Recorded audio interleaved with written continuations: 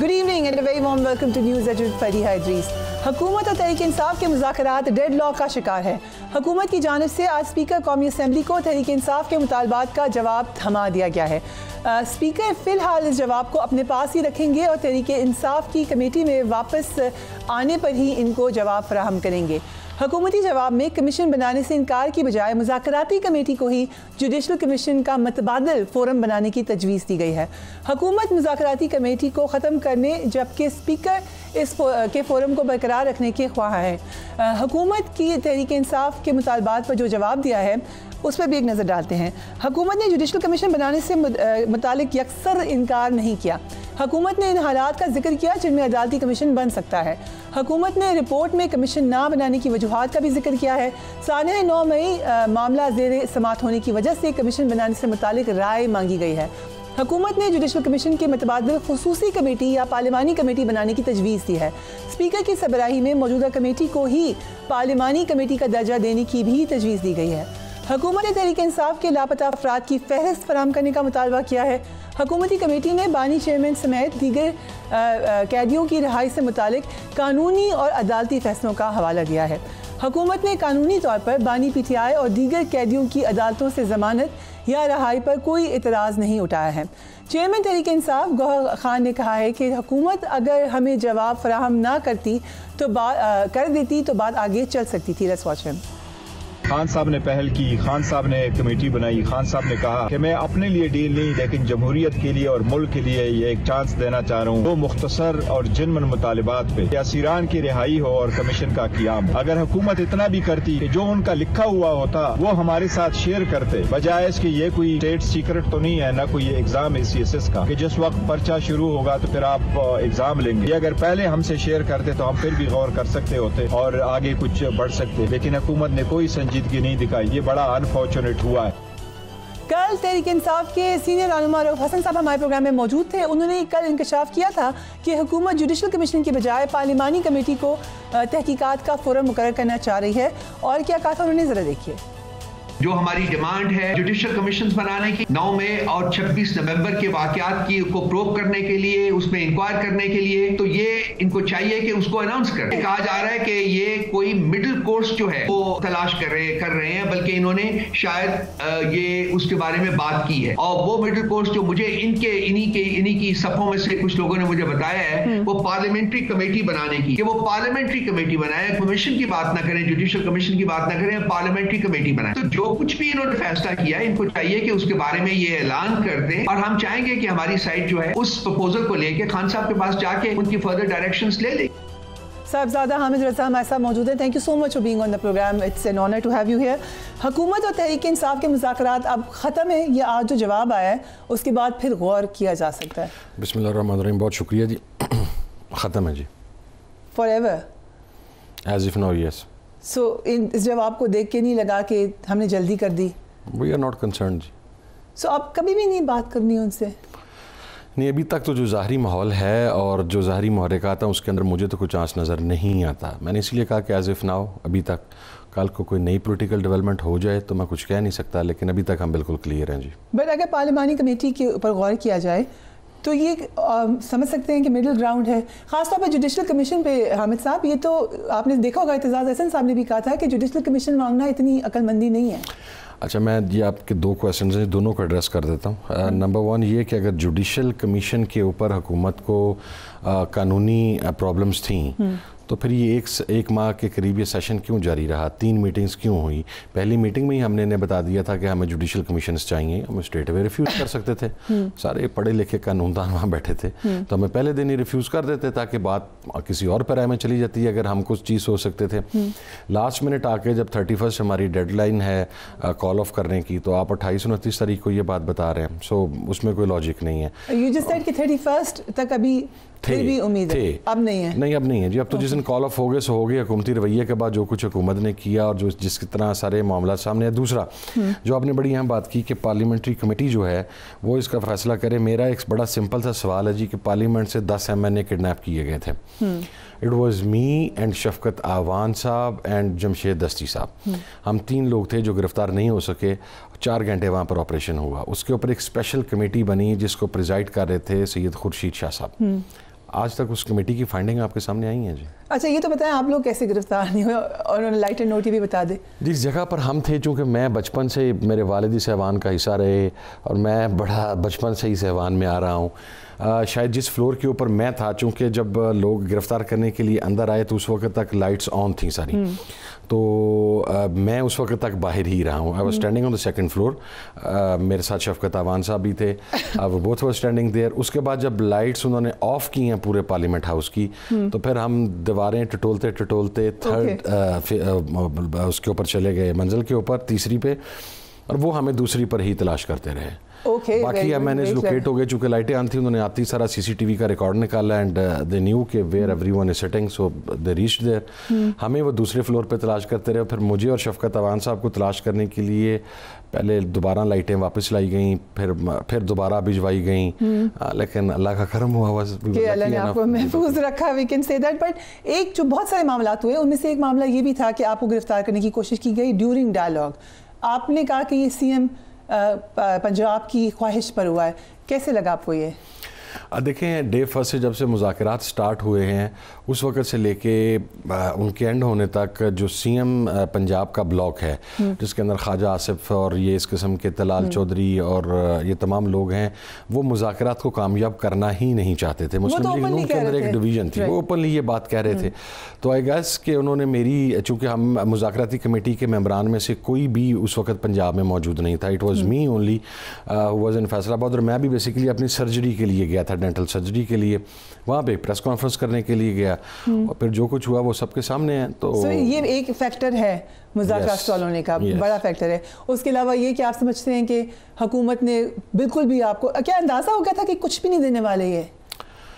देखिए, हम तो डे फर्स्ट से बहुत क्लियर थे कि हुकूमत जो हमें बार बार ये बात कह रही है कि फ़ैसला साजी का इख्तियार हुकूमत के पास है, हम हुकूमत से बात करें। हम कहते थे इस हुकूमत के पल्ले कोई चीज़ नहीं है, लेकिन फिर हमारे कुछ सहाफ़ी ऐसे हैं मीडिया हाउसेस में बैठ के ये कहते थे कि जी PTI पॉलिटिकल लोगों से बात ही नहीं करना चाहती।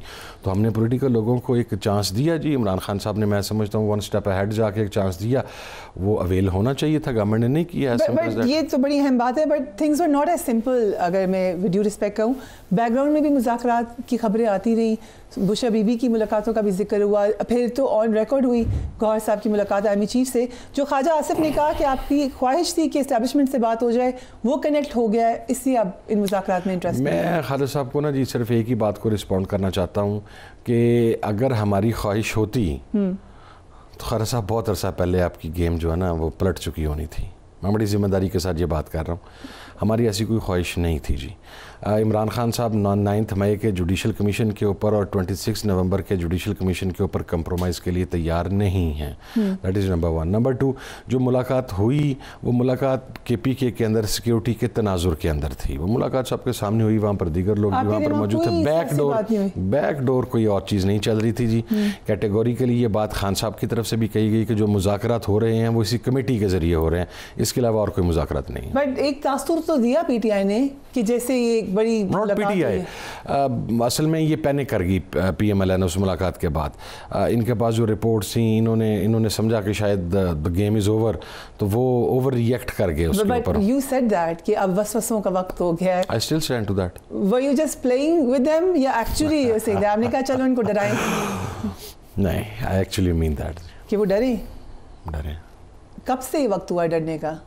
क्योंकि हुकूमत तो बड़ी कंफर्टेबल नजर आती है। 26 के आप TV शोज़ में मुतमईन नज़र आती है। ज़रा बाहर निकल के जो पावर कॉरिडोर्स हैं वहाँ पर जाएं, हवाइयाँ उड़ी हुई हैं। आपसे किसी ने ऑफ रिकॉर्ड बात की? परेशानी की? बड़े सारे क्या लोग कहते हैं? क्या परेशानी किस बात की है? खान साहब जा रहे हैं, आप आ रहे हैं, कि हम जा रहे हैं, आप आ रहे हैं, ये कह रहे हैं वो। ये लेकिन दूररस बात लगती है। एक जो उम्मीद की किरण थी, आज एक बड़ी अहम डेवलपमेंट हुई, रिचर्ड ग्रिनेल के नाम से जो ट्वीट्स हुई वो फिर डिलीट भी हुई। आज सरमाकारी भी हुई पाकिस्तान में, और जो अमेरिकी सरमाकार हैं जेंट्री पेज, उन्होंने क्या कहा, ज़रा let's watch that. Trump's leadership, and I believe your leadership here, has a lot of the very same mindsets. The Pakistan-U.S. relationships go back, many, many years. And so I think there's a lot of misperceptions in the U.S. about Pakistan. I think it's a very misunderstood place. President Trump believes in economic diplomacy, and that's why we're here. We plan on investing billions of dollars in Pakistan across a number of different areas. We're very excited about that. I think Rick Grenell is one of the finest people I've ever met. He's a true patriot, an American. He may have been misled. I also would tell you, he personally told me there are a number of deep fake AI presentations on the internet that have been made out there about that it actually is not true or real at all. So he's been disappointed. I think Ambassador Grenell has a very clear, defined view, and I think he supports everything we're doing in Pakistan. Trump's leadership, and I believe you're right. So basically उन्होंने जो उम्मीदें थी उनको तो बिल्कुल ही उम्मीदों की शमों को बुझा दिया एकदम से पीटीआई की। हमारी तो कोई उम्मीद नहीं थी, हम तो डे फर्स्ट से क्लियर हैं। खान साहब की पॉलिसी स्टेटमेंट है कि बाइडन एडमिनिस्ट्रेशन ने ऑपरेशन रजीम चेंज में पाकिस्तान के अंदरूनी मामलात में मुदाखलत की, एंड हम उम्मीद करते हैं कि ट्रंप एडमिनिस्ट्रेशन पाकिस्तान के अंदरूनी मामलात में मुदाखलत नहीं करेगी। ये हमारी पॉलिसी स्टेटमेंट है। अब इसके अंदर उम्मीद वाली जहाँ तक बात है, मुझे नहीं पता, I don't know who this guy is and whether he hold some office, official office और नॉट, और ये किस कैपेसिटी में बयान दे रहे हैं, I simply don't know about it. इन्होंने बड़ी खुशखबरी दी है सरमायाकारी के हवाले से भी, एक पूरा ग्रुप आया सरमायाकारी। Forget about these। मैं आई एम ऑलमोस्ट 44 नाउ।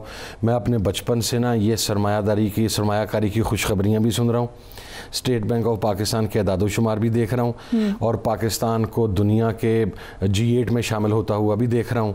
कम से कम इन 44 साल में तो ये नहीं। बट इस साइड के मिसलीड किया गया है रिचर्ड ग्रेनेल को, उनकी ट्वीट्स तो आपके हक में आई, अब वो डिलीट हो गई। मैं वो खुद जवाब दीजिए, I am not spokesperson to him. So आप भी कह रहे हैं कि अमेरिका से कोई मदद चाहिए भी नहीं और अब आएगी भी नहीं। देखिए, हमने तो जो बात की थी वो ह्यूमन राइट्स की बुनियाद के ऊपर की थी। ह्यूमन राइट्स की जो वायलेशन हुई है 26 को, उसके ऊपर गवर्नमेंट के ऊपर प्रेशर है, कौन कहता है कि नहीं है। बट मुज़ाकरात अब, अच्छा आपकी टीम में भी, जैसे हमने अभी PMLN का जिक्र किया, कुछ लोग चाहते थे बिल्कुल मुज़ाकरात ना हो, कुछ कहते थे बातचीत करें।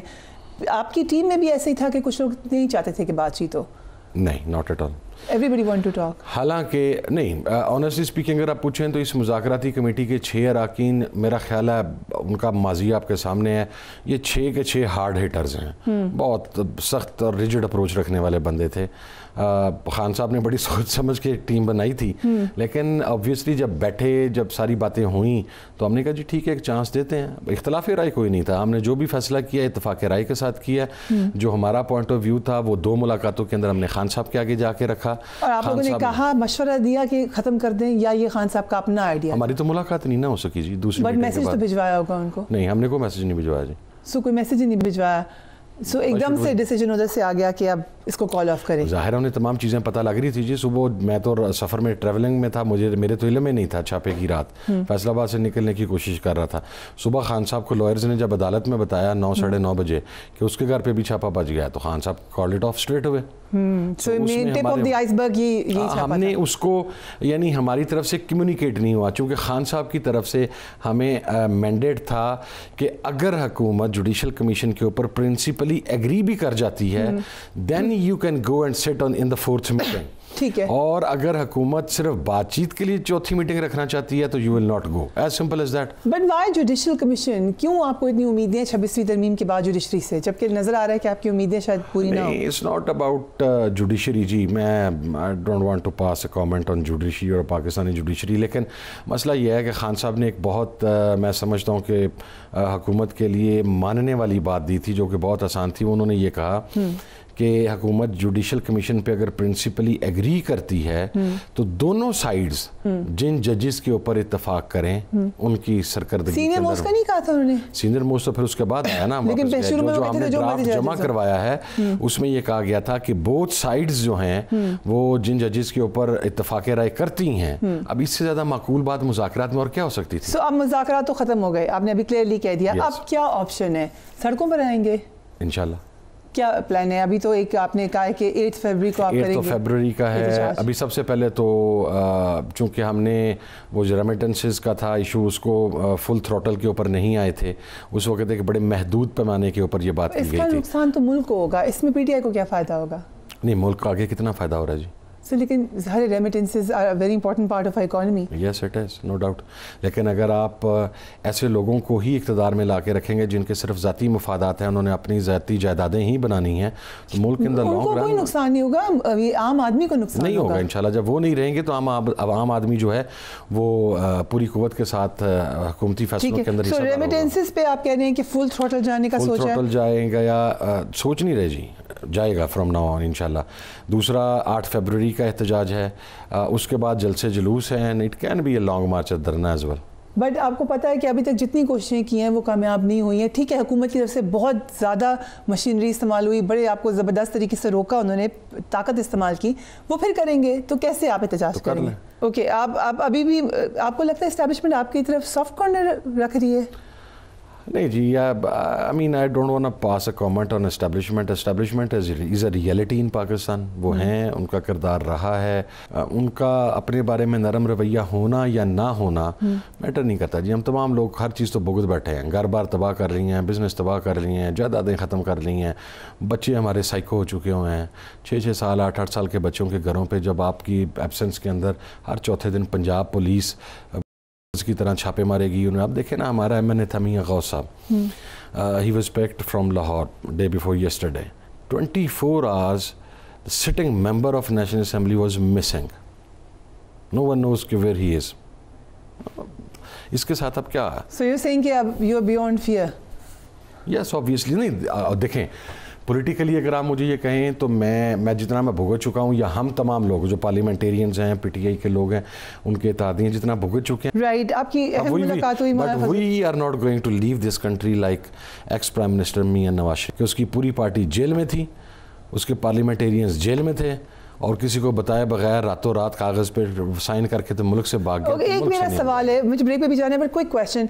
जब आप लोग ये पूरा एक नैरेटिव है कि हमारे साथ ज्यादती हुई है, तो दूसरों की ज्यादती क्यों नहीं नजर आती? आपके ख्याल से वो ठीक हुआ था नवाज शरीफ साहब के साथ? नहीं, मुल्क छोड़ के गए, नहीं छोड़ के गए, बट ओवरऑल जिससे हुकूमत गिरी वो ठीक था। मेरे वालिद उसका हिस्सा थे। मेरे वालिद ने परवेज़ मुशर्रफ का पूरा दौर सेक्रीफाइस किया मियां नवाज शरीफ के लिए। We were allies with PML at that time, और मेरे वालिद ने जेलें बर्दाश्त की, सोबतें बर्दाश्त की, यही कर सकते थे उसके लिए। जब बंदा खुद मैदान छोड़ के भाग गया तो फिर हम क्या करते हैं वहाँ पे? Still my father remained with PML until 2009। ठीक है, तो आपके ख्याल से मुल्क छोड़ के नहीं जाना चाहिए था? अगर आप क्लेमेंट हैं that you are the leader and you are the one who can bring the change, तो फिर आपको सेक्रीफाइस करना चाहिए, आपको मुल्क छोड़ के नहीं भागना चाहिए। एक बिल्कुल मेरा सवाल हाइपोथेटिक है कि अब हम जब माजी में देखते हैं तो सही फैसला नहीं किया मियाँ साहब ने, वापस हुकूमत भी मिल गई, अभी उनकी बेटी CM हैं, भाई PM हैं, तो उनकी हो गई रिवर्स पॉलिटिक्स। अगर तो जो कि बादियों नज़र के अंदर है भी ऐसा ही है, मकसद इक़्तिदार का हसूल था, तो उन्होंने बिल्कुल सही किया। और अगर मकसद प्रिंसिपल्स के ऊपर खड़ा होना था, नज़रियात के ऊपर खड़ा होना था, तो Mian Sahab stands nowhere near to that जी। सो जब आपकी मुलाकात होती है खान साहब से, तो आप उनको प्रेज़ करते हैं इस बात पर, या आप लोग कहते हैं कि हम आप मत जाइएगा? We don't have the need जी। वो उस बंदे को अपने बाहर आने से कंसर्न ही नहीं है। वो हमारे से बात ही नहीं करता बाहर आने के बारे में। नेवर खबरें छपी कहते हैं मुझे बाहर निकालो। मैं ऑन ओथ हूँ जी। नेवर ही सेड कि नेवर, बल्कि इवन ही सेड कि मेरा नाम किसने वहाँ पे शामिल किया वो उसमें रहाई में। हमने कहा ये मुज़ाकराती कमेटी का, PTI की लीडरशिप का, आपकी कोर कमेटी, पॉलिटिकल कमेटी और इत्तेहादियों का मुश्तरका फ़ैसला था कि अगर हम पॉलिटिकल प्रिजनर्स की बात करेंगे तो you will be the first one, and he made it clear कि I will be the last one, and that too मैं पाकिस्तान की अदालतों से अपने केसेस लड़ के बाहर आऊँगा। राइट, हम एक ब्रेक ले रहे हैं, उसके बाद जो मौलाना साहब से आपकी मुलाकात हुई, will talk about it right after break.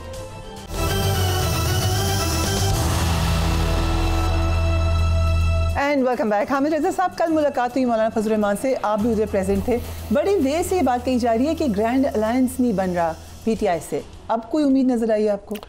जी बिल्कुल। एक तो खान साहब ने जो मुज़ाकराती कमेटी थी, उस मुज़ाकराती कमेटी को अब दीगर अपोजिशन पार्टीज़ के साथ राब्तों के लिए उसे राब्ता कमेटी का नाम दे दिया है, और वही कमेटी के अरकान जो हैं उसके अंदर शायद इंक्लूजन भी होगी, आज तक शायद उसका पता लग जाए। वो तमाम लोग अपोजिशन की दीगर पार्टीज़ के साथ राब्ता करेंगे। हमारी शायद खाकान अब्बासी साहब से मुलाकात हुई, मुस्तफ़ा नवाज़ खोखर साहब से हुई, कल मौलाना फजलुर रहमान साहब से हुई। उनके साथ 2 रुकनी एक कमेटी बन गई है दोनों साइड से, जो मामलात को देखेगी और सारे TORs वगैरह सेट करेगी। अभी हम GDA से मिलने के लिए जा रहे हैं, पीर साहब पगाड़ा से। तो कोशिश ये है कि जो तमाम पॉलिटिकल पार्टीज़ हैं पाकिस्तान के अंदर अपोजिशन में बैठी हुई, उनको एक प्लेटफार्म पे यकजा किया जाए। लेकिन सबकी थोड़ी थोड़ी शिकायतें आपसे, मौलाना ने कल कोई शिकायत की किसी बारे में, या ही वाज वेरी पॉजिटिव? नहीं, छोटी मोटी रिजर्वेशंस तो होती हैं जी, वो अगर एक साइड से होती हैं तो फिर हमारी साइड से भी होती हैं, तो आपको सियासी लोग दरमियानी रास्ता निकलना।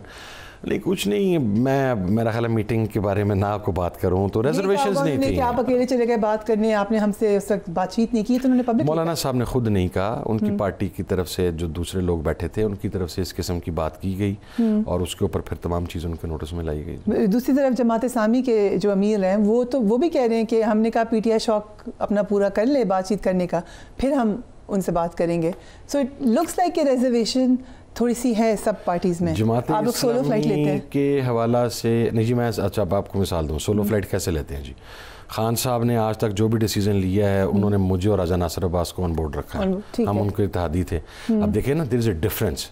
एक आपका इलेक्टोरल अलायंस था जिसने इंतखाब इकट्ठा लड़ा, जिसने मार भुगतान इकट्ठी की, जिसने सारा फस्तायत इकट्ठे फेस की, तो उनको तो खान साहब रखते हैं ऑन बोर्ड।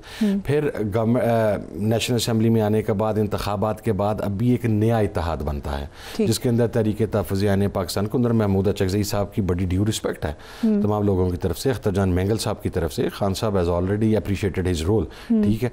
मेरा ख्याल हमें थोड़ा सा उस चीज़ को भी डिफ्रेंशिएट करने की ज़रूरत है कि इलेक्टोरल अलायंस के इत्तेहादियों का क्या मकसद। तो आपको आपके अपोनेंट है इन इलेक्शन, इस तरीके से जमात इस्लामी भी खास तौर पर खैबर पख्तूनख्वा में, तो आप समझते हैं कि वो फिर पक्के एलाइज नहीं है? वो यानी वो आप किसी एक नुक्ते पे, दो नुक्तों के ऊपर इकट्ठे हो सकते हैं, लेकिन चूंकि इत्तेहाद के अंदर अलायंस में जो इलेक्टोरल अलायंस होता है उसकी डीलिंग का लेवल कुछ और होता है, जो नॉन इलेक्टोरल अलायंस होता है उसका कुछ और होता है। लेकिन इसका कतई ये मकसद नहीं है कि मकसद है उनकी राय का कोई एहतराम नहीं है।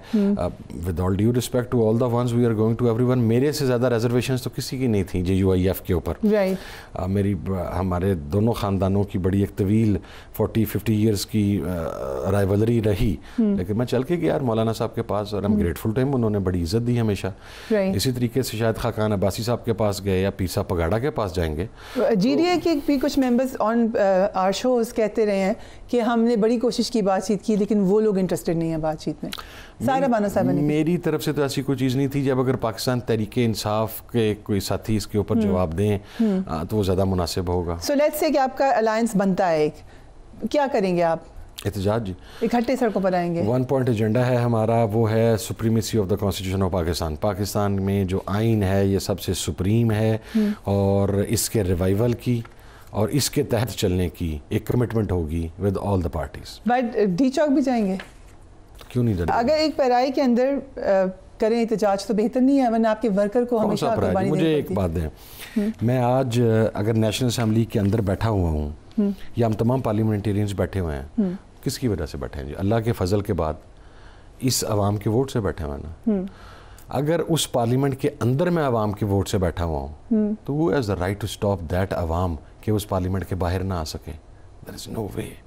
लेकिन कुछ पैराए हैं जिनके अंदर एहतजाज होते हैं। PTI पे इल्ज़ाम, and you not from PTI, but PTI पे इल्ज़ाम ये लगता है कि वो उन पैराओं से बाहर निकल आती हैं। एक दफ़ा नहीं, 9 मई से पहले भी आप ऐसे करें कि हुकूमत से कहें कि पार्लियामेंट पे किसी ने भी नहीं हमला किया था। 2014 के धरने में तो मैं खुद शामिल था, हम पार्लियामेंट के सामने बैठे रहे हैं। सुप्रीम कोर्ट के ऊपर तो हमला PMLN ने किया था, बिल्कुल PTV पर हमला तो मियां नवाज शरीफ साहब ने किया था।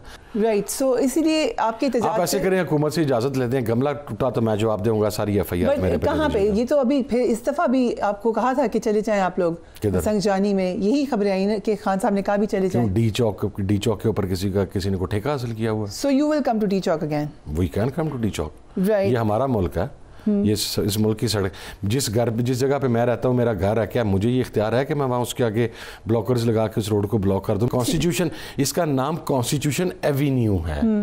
कॉन्स्टिट्यूशन एवेन्यू के ऊपर अवाम पाकिस्तान का इस्तेहकाक है। अब हमें दो क्लियरली स्टॉल्ड पोजीशन नजर आ रही है या एक्सट्रीम पोजीशन नजर आ रही है। आप कह रहे हैं हम सड़कों पे आएंगे, ऑब्वियसली इसके बाद भी मुज़ाकरात पर ही आना है। दूसरी साइड कहती है कि अब हम मिलिट्री ट्रायल की तरफ जा सकते हैं और फिर उसके बाद बात करेंगे जब उसका वर्डिक्ट आएगा। अब ये दो एक्सट्रीम पोजीशंस हैं, आगे सोल्यूशन क्या होगा? कर लें जी। You do you see a solution? Ultimately क्या होगा? हुकूमत को संजीदगी का मुजाहरा करना पड़ेगा, हुकूमत को ज़िम्मेदारी का मुजाहरा करना पड़ेगा, और हुकूमत जो ये एक फ़ायदा उठाना चाहती है कि इस्टेब्लिशमेंट और पीटीआई के दरमियान हमा वक्त एक गलत फहमियाँ पैदा करके तो उसमें अपना जो मार्जिन है या अपना जो फ़ायदा है वो गेन करती रहे। उससे लेकिन पीटीआई पूरी है, उनको मौका देती है ये करने की। जो ट्वीट्स आती हैं खान साहब के अकाउंट से, वो हुकूमत तो नहीं कहती कि करें। तो जो हमारे खिलाफ प्रेस कॉन्फ्रेंस आती है वो हम तो नहीं कहते करें। सो डायरेक्ट इशू है आपका, फिर डायरेक्ट नहीं, देखिए मैं क्यों डिनाई करूं कि हमारा इशू नहीं है एस्टेब्लिशमेंट के साथ, है ठीक है। मैं इस मामले में बड़ा स्ट्रेट आदमी हूँ जी, है। हम आज भी फौजी जवान के साथ खड़े हुए हैं, हमें आज भी उसकी तकलीफ इन हुकूमती इत्तेहादियों से शायद ज़्यादा है।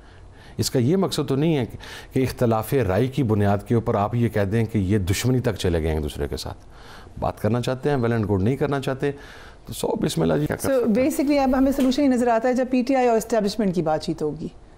Is this what you would like? Muslim League मौजूदा हुकूमत ने को और रास्ता बाकी छोड़ा जी। So this is the way out then? Not the way out, ये कोई आइडियल वे आउट नहीं है, and I don't think Khan Sahab easily इस वे आउट को एक्सेप्ट करेंगे जी। Right, thank you so much for giving us time. हम एक ब्रेक लेंगे, we will be right back.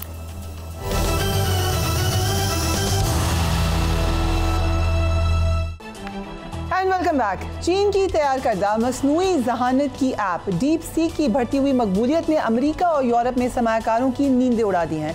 इस ऐप की वजह से अमेरिका में टेक्नोलॉजी की बड़ी कंपनी एनवीडिया के $500 अरब के शेयर्स कम हो चुके हैं।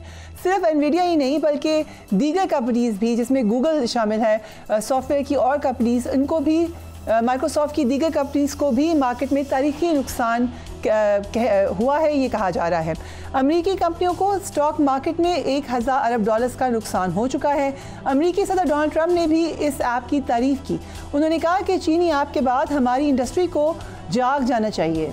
डोनाल्ड ट्रंप ने यह भी कहा कि चीनी ऐप को एक मस्बत पेशरफ्त करार दिया जा सकता है और कहा कि अमेरिका के पास क्योंकि सबसे अजीम साइंसदान हैं, सो ये बात मुझे चीनी क़यादत भी बता चुकी है, सो उनको इस हवाले से बेहतर काम करना चाहिए। डीप सीक ने कहा है कि वो वाज़ी तौर पर रजिस्ट्रेशन महदूद करने जा रहे हैं, जिसकी वजह ये है कि उस सॉफ्टवेयर पर होने वाले बड़े पैमाने पर हमले हुए हैं।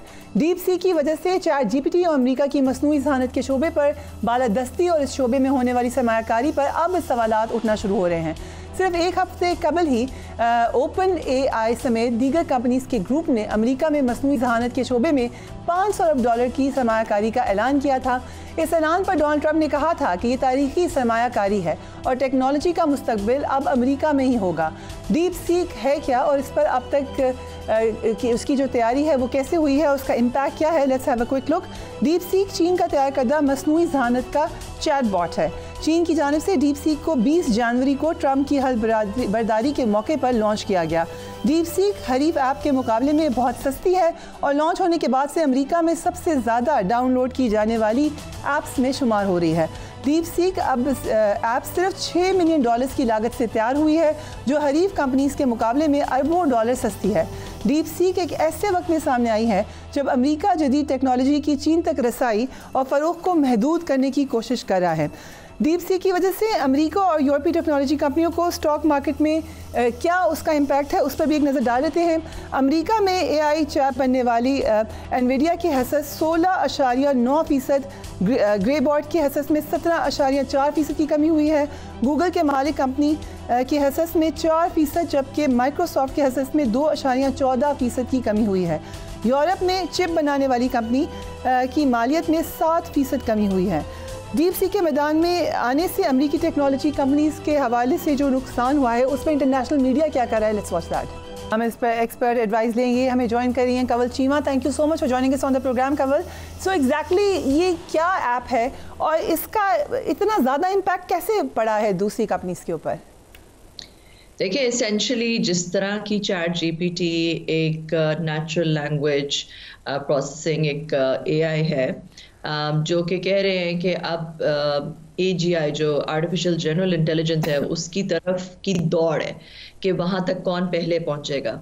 और अमेरिका और चाइना के दरमियान ये एक रेस लगी हुई थी जिसमें एनवीडिया एक फॉर प्रॉफिट कंपनी है, मगर उसके बावजूद पॉलिटिकल रीजंस की वजह से एनवीडिया ने चाइना को अपने जो GPUs जीपीयू होता है जो कि बिल्डिंग ब्लॉक होता है एआई का, जिससे एआई को कंप्यूट मिलती है, जिसके ऊपर एआई बनता है।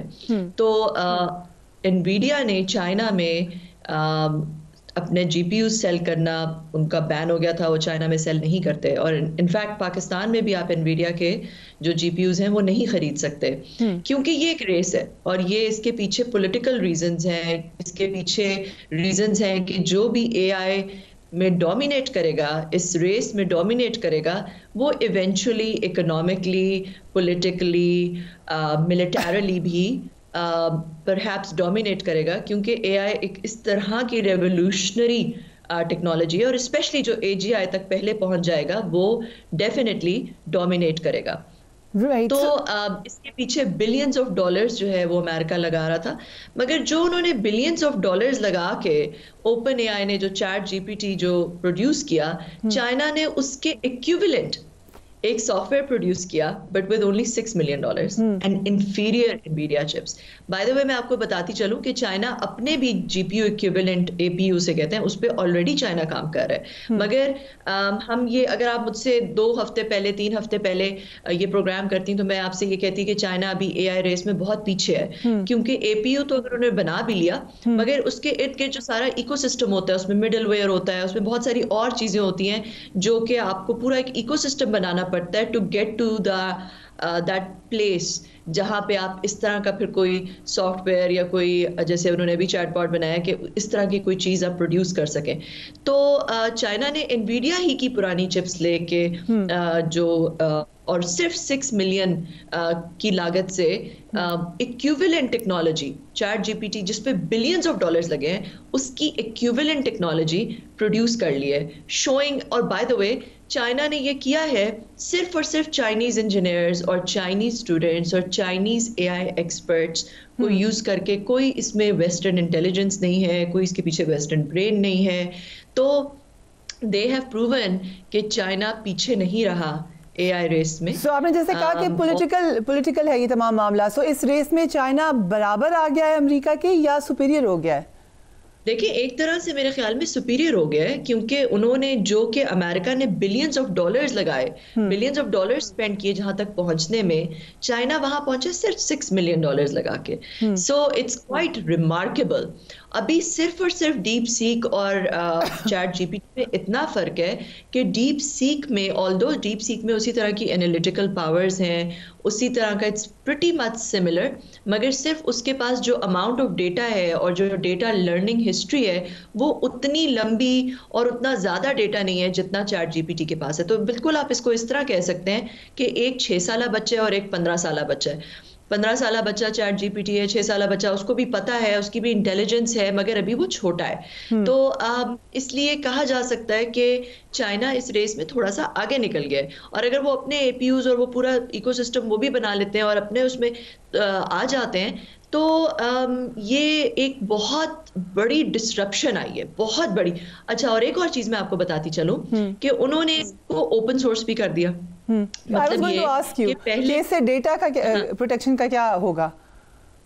देखिए, ओपन सोर्स का मतलब है कि पीछे जो एल्गोरिदम्स हैं जिससे उन्होंने बनाया है, जो मशीन लर्निंग हो रही है, जो जितना भी उसका पीछे स्ट्रक्चर है, वो उन्होंने ओपन कर दिया, व्हिच मींस कि anybody can build some on top of it. उसके एपीआईज को ओपन कर दिया है। अब देखिए, आप जो चैट जीपीटी या जितनी ये बड़ी कंपनीज हैं, उन्होंने इसको अपना प्रोप्राइटरी जो इसके पीछे जितनी भी जो नॉलेज है, जो इसके सीक्रेट सॉस है, उसको प्रोप्राइटरी रखा हुआ है, व्हिच मींस कि कोई और आके उसके सीक्रेट सॉस को इस्तेमाल नहीं कर सकता। मगर चाइना ने उसको खोल दिया, ओपन सोर्स कर दिया। तो ये एक इसका मतलब ये है कि जो बड़ी कंपनीज जो इस पे प्रॉफिट करना चाह रही थी एआई की दौड़ में, वो शायद उस तरह से प्रॉफिट ना कर सकें, और ये कुछ लोगों की, कुछ बड़ी कंपनीज की मलकियत बन के ना रह जाए, बल्कि दुनिया के लिए खुल चुका है। राइट। सो एक और जो कॉन्सेप्ट है, मैं बड़े अरसे से आपसे डिस्कस करना चाह रही हूँ कि ये जो फियर है कि एआई शायद इंसान से ज़्यादा ज़हीन हो जाएगा, ये तो ऑलरेडी हम देख रहे हैं कि they can take over the jobs, लेकिन क्या at some point it will actually be more intelligent than human beings? देखिए, यही कहा जाता है कि एआई के डिफरेंट लेवल्स हैं। एएनआई होता था, आर्टिफिशियल नैरो इंटेलिजेंस, जो कि सिर्फ किसी एक चीज में बहुत ज़हीन होता था। इंसानों से कोई एक चीज़ कैलकुलेशन है उसको बहुत बेहतर आपसे कर सकता है। उसके बाद या फिर इवन जो ओपन एआई ने चैट जीपीटी बनाया वो भी उसको भी एएनआई कहा जाता था क्योंकि नेचुरल लैंग्वेज प्रोसेसिंग में एनएलपी जिसे कहते हैं उसमें बहुत सुपीरियर था। मगर अब ऐसे एआई सॉफ्टवेयर्स आ रहे हैं और एआई इनके भी जो नए वर्जन्स आ रहे हैं, ओपन एआई के जो नए चैट जीपीटी के वर्जन्स आ रहे हैं वो अब इसके अंदर और चीज़ें, सिर्फ नेचुरल लैंग्वेज नहीं रह गया, उसके अंदर पिक्चर्स, बहुत सारी और टाइप की चीज़ें, वीडियोस, वो उन्होंने प्रोसेस करना शुरू कर दिए, which means it's moving towards AGI, which is artificial general intelligence. Artificial general intelligence में ये कहा जाता है कि ऐसा पॉइंट आ सकता है, आर्टिफिशियल जनरल इंटेलिजेंस और एएनआई में ये होता है कि आपकी पूरी नौकरी रिप्लेस एआई नहीं कर रहा, मगर आपकी नौकरी का कुछ पोर्शन आपसे वो बहुत बेहतर करेगा, मगर आप ही को उसको इस्तेमाल करना है, आप ही को लेवरेज करना है कि आपकी प्रोडक्टिविटी इंक्रीज करने के लिए आप एआई को इस्तेमाल करें अपनी नौकरी के। Controlling it at that point, we are in control at that point. हाँ, we are in control at that point. मगर ये कहा जाता है कि जब एजीआई आ रही, क्योंकि ये देखिए मशीन लर्निंग होती है, उसके अंदर आप जितना कंप्यूट, स्टोरेज, जितनी पावर डालते जाएं वो आगे आगे बढ़ता जाएगा। तो उसे कहा जाता है कि एक ग्रेट फिल्टर, एक ग्रेट बैरियर है कि अगर उसको क्रॉस कर ले तो एजीआई ओवरनाइट एएसआई बन सकता है, which means artificial super intelligence. और कहा जाता है कि जब आर्टिफिशियल सुपर इंटेलिजेंस बन जाएगा तो वो ह्यूमन बीइंग से बाय दैट पॉइंट वो एक्सपोनेंशियली इंटेलिजेंस उसकी डबल ट्रिपल हो रही होगी और ह्यूमन बीइंग से आगे निकल जाएगा। एंड एट दैट पॉइंट बहुत ज्यादा डिपेंड करेगा कि उसके अंडरलाइंग एल्गोरिदम्स क्या है। अगर उसके अंडरलाइंग एल्गोरिदम्स ऐसे हों जो कि बहुत केयरफुली डिजाइंड ना हो तो ये हो सकता है कि वो ह्यूमन बीइंग्स के लिए एक एग्जिस्टेंशियल थ्रेट भी बन सकता है। अमेरिका में पूरे ऐसे कैंप्स हैं जो कि बिलीव करते हैं कि एआई के ऊपर बहुत ज्यादा रेगुलेशन लगाने की जरूरत है, उनके अंडरलाइंग एल्गोरिथम्स में बहुत ज्यादा रेगुलेशन लगाने की जरूरत है क्योंकि ये एग्जिस्टेंशियल थ्रेट बन सकता है। Sir, if you allow me, आपने फॉलो किया होगा कि गूगल के जेफरी हिंटन ने 2 साल कबल अपनी नौकरी से रिजाइन किया। उनकी क्लिप्स हैं सोशल मीडिया पे हर तरफ। न्यूयॉर्क टाइम्स का जो इंटरव्यू है वो मैं कोट कर रही हूँ, उन्होंने कहा कि उन्हें अपने काम का पछतावा है क्योंकि मसनूई ज़हानत की कुछ खतरनाक नताइश हैं। एआई चैट बॉट्स जल्द हमसे भी ज़्यादा ज़हीन बनने जा रहे हैं। सो ये 2 साल पहले की बात है। सो माई कंसर्न इज़ कि at some point can they control human intelligence? देखिए, आपको जैसे कि मैंने पहले बताया कि जब आप एआई को मशीन लर्निंग शुरू हो जाती है तो उसके बाद human beings are not directly involved. उसके बाद आप नहीं रहे होते या आपको पता नहीं, there learning on their own, ठीक है, तो आपको पता नहीं चल रहा होता कि वो किस पॉइंट पे कैसे कैसे आगे बढ़ते जा रहे हैं। It becomes unpredictable. This is the only technology that human beings have developed which they don't fully control. It is an unpredictable, it's progression is unpredictable. तो इस वजह से ये पूरा कैंप है जो कि कहता है कि एआई जो है वो ह्यूमैनिटी के लिए किसी वक्त एक्जिस्टेंशियल थ्रेट बन सकता है, जैसे कि हमने देखा है टर्मिनेटर वगैरह में कि उसने एक पूरा कैंप है और बहुत बड़े बड़े थिंकर्स का जिसमें इलॉन मस्क भी शामिल है जो कि ये कहते हैं कि एआई जो है वो एक्जिस्टेंशियल थ्रेट बन सकता है। मगर मैं साथ ही ये भी कहती चलूं कि there is also a camp and the same people also believe कि अगर उसके algorithms ठीक हैं, it can also be a source of solving all of humanity's issues। Energy के जितने issues हैं, मतलब जितने भी आपके humanities के issues हैं वो सारे AI solve भी कर सकता है। मतलब कि अगर आर्टिफिशियल सुपर इंटेलिजेंस तक चला जाए तो एक ऐसा वक्त आ सकता है कि वो हमसे इतना ज्यादा आगे चला जाएगा कि हमारे जितने भी प्रॉब्लम्स जो इंसानियत नहीं अभी तक सॉल्व कर सकी, एनर्जी का, डिजीज का, एजिंग का, यूनिवर्स में और प्लैनेट्स को कॉलोनाइज करने के प्रॉब्लम्स जो हम नहीं कर सके, वो एआई या ASI will be able to get to that point. आपने बड़ी तफसील में बताया। Last question to you, because we don't want to discourage people as well. हमारे तो इंटरनेट के मसाइल ही हल नहीं हो रहे, लेकिन एआई में इस वक्त कहाँ है Pakistan, and what do we need to do? देखिए, मैंने आपको पहले कहा कि ये एक पॉलिटिकल रेस है जहाँ पे एनवीडिया पाकिस्तान के अंदर जीपीयूज अपने सेल नहीं करता। पाकिस्तान में कोई भी जीपीयूज खरीद नहीं सकता, मगर फिर भी ऐसी पाकिस्तानी कंपनीज को मैं जानती हूँ जिन्होंने इसके जुगाड़ निकाले हुए हैं। और इन्होंने, अब देखिए, चाइना ने भी तो निकाला, तो इट वाज पॉसिबल कि सिर्फ 6 मिलियन की लागत के जो उनके पुराने GPUs थे उन पे उन्होंने इतनी बड़ी टेक्नोलॉजी निकाल दी और अब वो ओपन सोर्स भी हो गई है। तो इसका फायदा उठाना चाहिए हमें। पहली बात तो सबसे पहली बात ये कि हमें अपनी यूनिवर्सिटीज में AI को बहुत ज्यादा फरोग देनी चाहिए और इस पे एक इमरजेंसी डिक्लेयर करके लोगों को लेफ्ट राइट सेंटर स्किल करना चाहिए इसके ऊपर। फिर इसके ऊपर पॉलिसीज ऐसी बनानी चाहिए जो कि लोगों को इनकरेज करें कि वो यहाँ पे इनोवेट करें, कैपिटल लेकर आए, कैपिटल इन्वेस्ट करें, जो कि रिस्क फ्री कैपिटल अपने बहुत बड़े बड़े एक्सपर्ट्स जो प्रॉमिस शो करते हैं या आपको एक प्रॉपर एक पाथ पे चल के दिखाते हैं, एक अच्छा MVP बनाते हैं, उसमें आप कैपिटल भी इंजेक्ट करें और इस तरह की पॉलिसीज लेकर आए कि आप पाकिस्तान को इस वेव को बिल्कुल राइड करना चाहिए, इसको छोड़ना नहीं चाहिए। और इंशाल्लाह देखिए अभी तो B2C AI की बात है, बिजनेस टू कंज्यूमर AI की बात हो रही है। मैं बार बार कहती हूँ कि जब बिजनेस टू बिजनेस सॉल्यूशंस आएंगे AI के तो वो पूरी की पूरी इंडस्ट्रीज को रेवोल्यूशनाइज कर सकते हैं, मैन्युफैक्चरिंग को, रिटेल को, रियल एस्टेट को, हेल्थ को, एजुकेशन को, पूरा ट्रांसफॉर्म हो सकता है with the help of AI।